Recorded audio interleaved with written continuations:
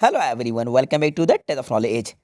तो स्टूडेंट्स, आज की इस वीडियो में आपके लिए लेकर आया हूं हमारी क्लास 10th इंग्लिश का प्रैक्टिस सेट सी, जिसकी ग्रामर आज इस वीडियो के अंदर हम समझेंगे। तो वीडियो को स्टार्टिंग से लेकर एंड तक जरूर देखिएगा। वीडियो को बीच में बिल्कुल भी स्किप नहीं कीजिएगा, क्योंकि आज की वीडियो रियली आपके लिए काफ़ी ज़्यादा इंपॉर्टेंट होने वाली है। चलिए वीडियो को शुरू करते हैं। सबसे पहले यहाँ पर आप देख लीजिए, ये प्रैक्टिस क्वेश्चन पेपर 2023 यानी कि 2023 क्लास 10th इंग्लिश का सेट पेपर सी है। ठीक है, टोटल मार्क्स यहाँ पे 75 है। टाइम हमें 3 घंटे मिलने वाला है। तो ये हमारा पहला पैसेज है, लेकिन आज हम पैसेज के बारे में बात ना करके डायरेक्टली हम ग्रामर के बारे में डिस्कस करेंगे।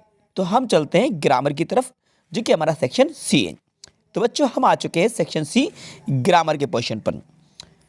तो सबसे पहला हमारा जो क्वेश्चन नंबर 7 है फिलिप्स, इसको यहाँ पे हम सॉल्व करते हैं। हाँ, सॉल्व करने से पहले एक बात मैं आपसे बोलना चाहूँगा कि आप भी हमारे साथ में प्रैक्टिस ज़रूर करिएगा और वीडियो को पॉज करके करेक्ट आंसर या तो आप अपनी नोटबुक में कहीं नोट कर लीजिएगा, या फिर आप कमेंट्स बॉक्स में जाकर कमेंट्स करके हमें बता दीजिएगा। और वीडियो को फिर प्ले करके आप अपने आंसर को मैच करिएगा और हमें अपना रिजल्ट ज़रूर बताइएगा कि आपका क्या स्कोर रहा। इन ग्रामर में से आपने कितने क्वेश्चंस के आंसर करेक्ट दिए, ये ज़रूर आप याद से करिएगा। ठीक है, तो चलो आगे बढ़ते हैं। First question, When they reached the station, the train had already blank space leaving left। हमें इनमें से करेक्ट आंसर बताना है, या तो लीव है या लीविंग है या लेफ्ट है। अब पता कैसे चलेगा? चलो सेंटेंस को रीड करते हैं और समझते हैं। देखो, आपने रीड करा when they reach the station. अब ये जो रीच्ड है ये V2 है, वर्ब की सेकंड फॉर्म। रीच मतलब होता है पहुंचना, रीच मतलब पहुंचना। When they reach the station, जब वे स्टेशन पहुंचे, द ट्रेन हैड ऑलरेडी। तो अब देखो बच्चों, ये ट्रेन सब्जेक्ट है, हेड हमारी यहाँ पे हेल्पिंग वर्ब है। हेड क्या है बच्चों? हेड हमारी हेल्पिंग वर्ब है, जो कि पास्ट परफेक्ट सेंटेंस में यूज होती है, तो पास्ट परफेक्ट टेंस में यूज होती है। तो अब इतना आपको पता है कि कोई भी परफेक्ट टेंस होता है तो उसमें वर्ब की थर्ड फॉर्म का यूज होता है। Point to be noted. आपको अच्छे तरीके से पता है? नहीं पता तो आप जान लीजिए कि जो भी परफेक्ट टेंसेस होते हैं, हर परफेक्ट में वर्ब की थर्ड फॉर्म का यूज होता है। तो बस इतना आप जान गए। तो देखो V3 क्या है? लेफ्ट है। ठीक है, लीव की थर्ड फॉर्म लेफ्ट है। तो when they reach the station the train had already left. Left बिल्कुल सही आंसर आएगा, यानी कि जब वे स्टेशन पहुंचे ट्रेन पहले ही निकल चुकी थी। लेफ्ट बिल्कुल करेक्ट आंसर है। चलिए आगे बढ़ते हैं क्वेश्चन नंबर 2 की तरफ। Ravi is blank space university student a in the. बताइए जरा राइट आंसर क्या होगा। देखो, ये जो यूनिवर्सिटी लिखा हुआ है इसको आप लिख के देख लो। अगर कंफ्यूज हो रहे हो तो यूनिवर्सिटी पूरा लिखने की जरूरत नहीं है। स्टार्टिंग में या का साउंड मिल रहा है, तो यहाँ पे आपको ए लगाना है, जो कि आपको एक कंसोनेंट साउंड है। यूनिवर्सिटी आपको ये या का साउंड दे रहा है और या कंसोनेंट है, इसी वजह से जो राइट आंसर होगा वो ए होगा। ठीक है, Ravi is a university student. Ravi एक यूनिवर्सिटी स्टूडेंट है, ए बिल्कुल करेक्ट है। Question number 3, I often go to Mumbai is the commercial capital of India. अब यहाँ पे देखो किसके बारे में बात चल रही है? मुंबई के बारे में बात चल रही है। ठीक है, किसके बारे में बात चल रही है? मुंबई के बारे में बात चल रही है। ये रिलेटिव क्लॉज वाला सेंटेंस है, तो हु और हुज तो नहीं आएगा, क्योंकि हु और हुज का यूज़ पर्सन के लिए यूज़ करते हैं। विच का यूज़ नॉन लिविंग थिंग के लिए यूज़ होता है, तो यहाँ पे विच आएगा। I often go to Mumbai which is the commercial capital of India. Which बिल्कुल करेक्ट है, बिकॉज यहाँ पे मुंबई को डिफाइन किया जा रहा है, तो यहाँ पे आपको विच लगा देना है। आगे बढ़ेंगे क्वेश्चन नंबर 4 की तरफ। क्वेश्चन नंबर 4 है, do you usually go out Saturday evening. Saturday लिखा हुआ है, दिन का नेम है, इसलिए राइट आंसर ऑन होगा। ठीक है, नेम ऑफ डेज के बिफोर प्रीपोजिशन ऑन का यूज करते हैं। देयरफॉर जो हमारा करेक्ट आंसर होने वाला है ऑन है। ठीक है, do usually go out on Saturday evening, correct on आएगा। आगे बढ़ेंगे क्वेश्चन नंबर 5 की तरफ। Will you buy apples for me. Request की जा रही है, तो यहाँ पे आप सम लगा दीजिएगा, एनी नहीं आएगा। Will you buy some apples for me, क्या आप मेरे लिए कुछ एप्पल्स खरीदेंगे, तो सम लगा देना। ठीक है, एनी नहीं आएगा, मच भी नहीं आएगा, रिक्वेस्ट है इसलिए आप यहाँ पे सम लगाइए। आगे बढ़ेंगे क्वेश्चन नंबर 6 की तरफ।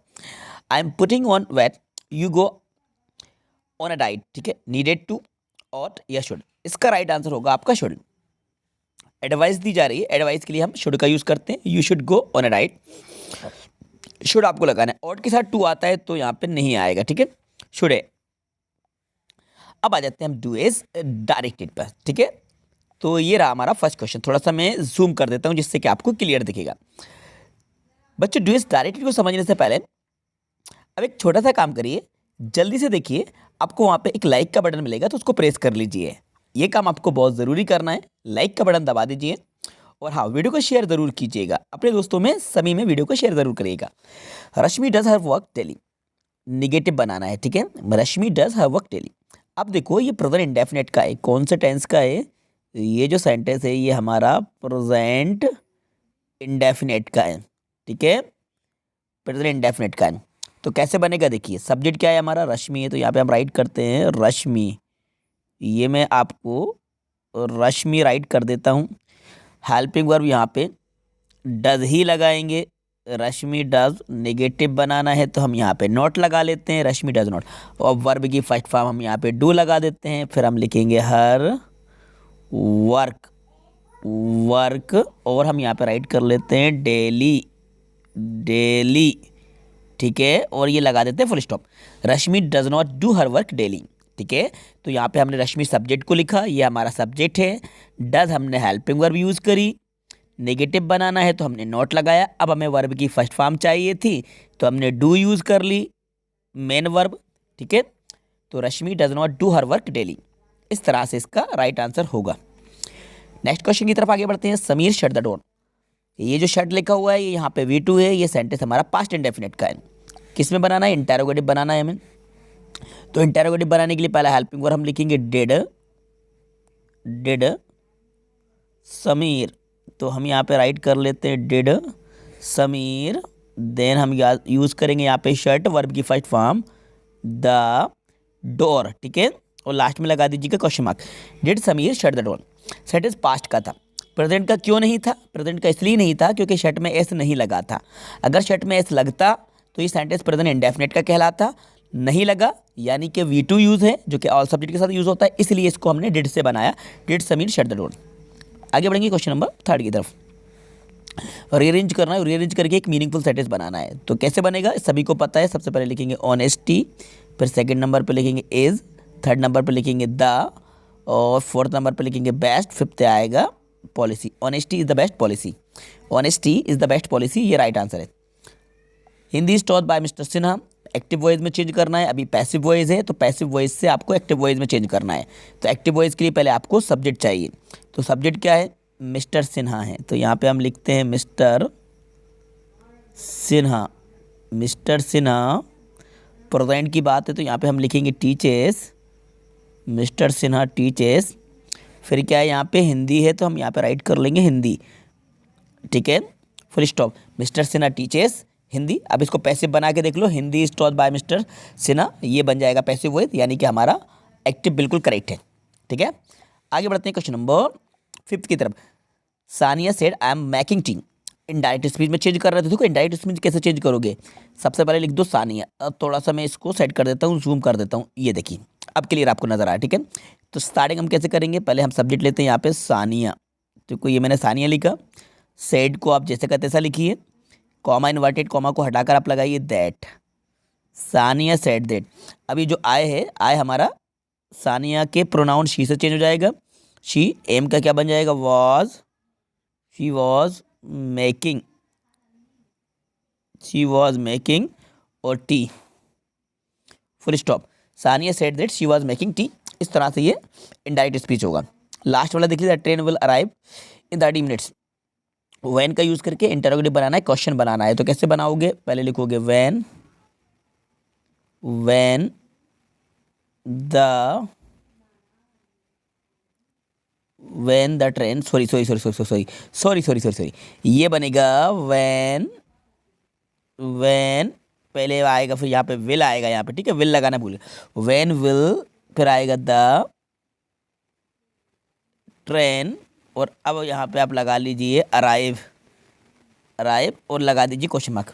When will the train arrive, ठीक है, ट्रेन कब आएगी, when will the train arrive. Answer दिया train will arrive in 30 minutes, 30 minutes में आएगी, ठीक है। तो when will the train arrive ये बिल्कुल करेक्ट है, ठीक है। इस तरह से मैंने आपको ग्रामर एक्सप्लेन करा दिए, जो कि हमारे इंग्लिश के प्रैक्टिस सेट पेपर सी की थी, ठीक है। तो इसमें से जो क्वेश्चंस आपको यहाँ पे एक्सप्लेन कराए गए हैं काफ़ी ज़्यादा इंपॉर्टेंट क्वेश्चन थे, और जितने भी सेट मैं आपको यहाँ पे एक्सप्लेन कराऊंगा सभी को आप नोट करते जाइएगा, आप इनको नोट कर लीजिएगा, एक नोटबुक बना लीजिए, और जितने भी चारों सेट्स हैं ए से लेकर आपके डी तक, सभी चारों सेट्स के सेट पेपर को आप खुद से सोल्व करके ज़रूर देखिएगा और उसकी प्रैक्टिस करिएगा।